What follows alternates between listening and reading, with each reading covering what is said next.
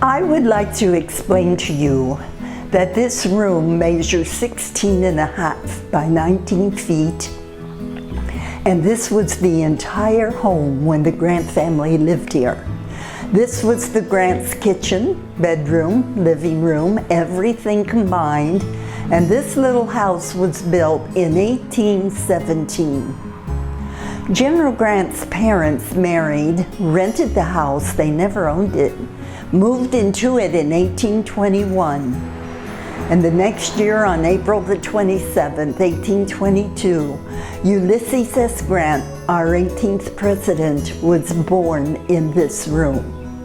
When President Grant was 11 months old, they left here and moved to Georgetown, Ohio, and whoever moved into the home after the Grants left added the 2 small back rooms onto this one.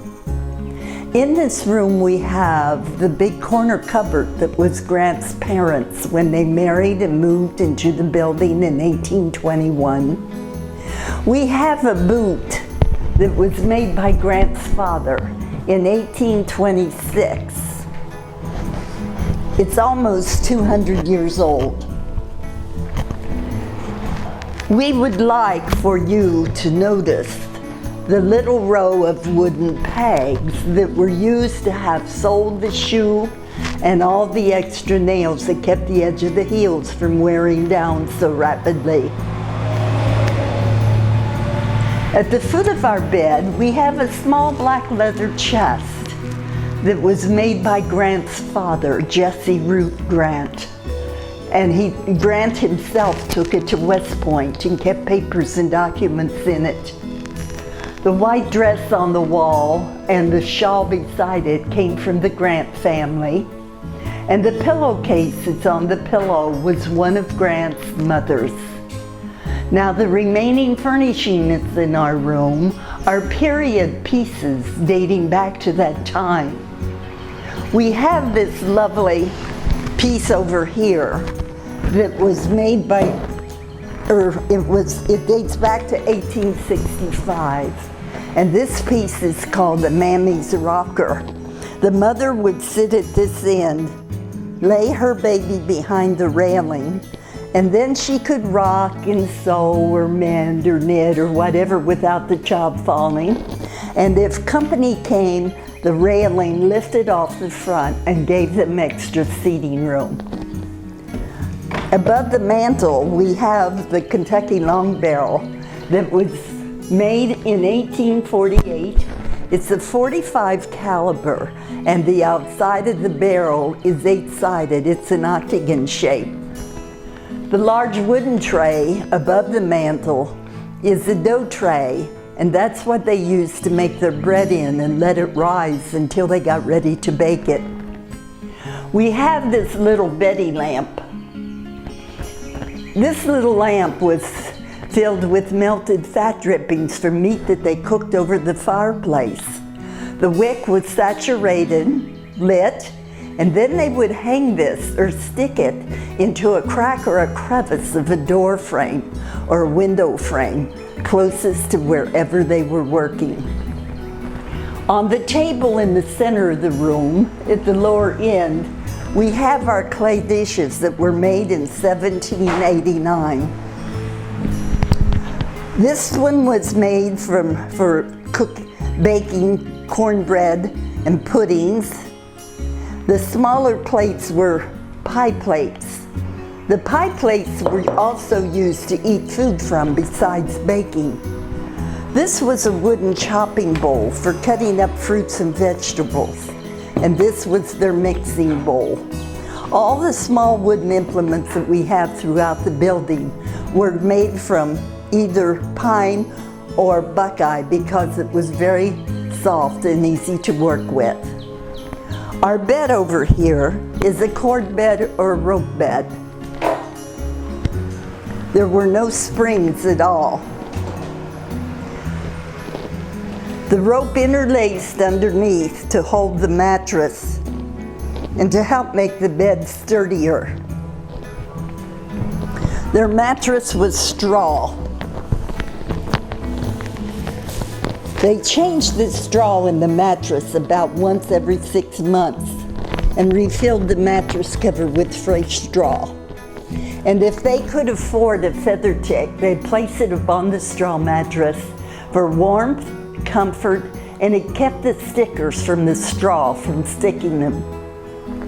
The quilt that we have on the bed and the one that's in the cradle were given to us in 2003 for Ohio's bicentennial year.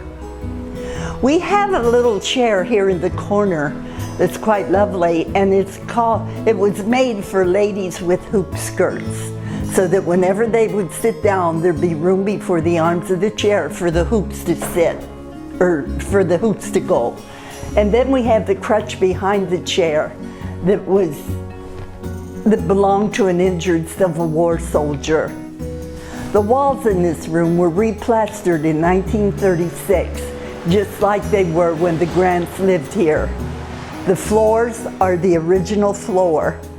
Now, this building was opened as a museum in 1936, and in that time between when the Grants left here in 1823 to 1890, the government put logs and skids under this room and pulled it to the Ohio River and placed it upon a river barge. It then traveled up and down the waterways for people to visit and see the president's birthplace. They then put it on the flat car of a train, pulled this little house to Columbus, Ohio. They put it on Goodsdale Park, and then they put it on the fairgrounds, and it stayed there until 1927. And they decided to make it, the Ohio Historical Society decided to make it into a museum. So they brought it back, re-erected it on the original site and location, and opened it into a museum in 1936. The brick in our fireplace are the original brick. The fireplace was rebuilt in 1936 using the original brick. And then all the window panes, except the few in the front that had been broken and replaced, are all the original windows. This door here was the Grants' back door when the Grants lived here. We have our door over here in the front that has been broken and replaced, and it's very interesting. It's called a Christian Bible door, simply because the cross in the top of the door. The two bottom panels of the door look like our Bible being opened. Well, as Loretta explained earlier, that lady's the expert here. She's been working here for many, many years. A couple things I can add is that the 1937 flood was the worst recorded flood in the history of this area. And the 1937 flood, they actually packed bags full of rock and heavy materials on the roofs and tried to build some protection around the building. The water reached the building, but it didn't take it off its foundation because of all the protection on the roofs and stuff. On the roof, the water actually reached up to the gutter there and a little bit above it, but they did manage to preserve the house, and that was a very fortunate thing. That's the highest the water ever got up on this house. The house has had a lot of interesting history to it. Many events have taken place here. We still hold annual events here on his birthday weekend, and it's amazing this house is still here.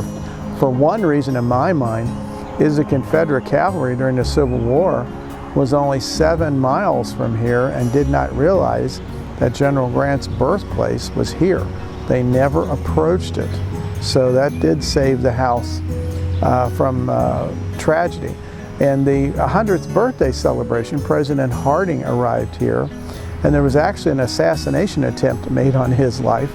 Someone had weakened the floor outside the door on the steamboat that he was on, and someone else walked out and went right through the floor. They weren't killed, but they were badly injured as they went through the floor, and they found it had been tampered with.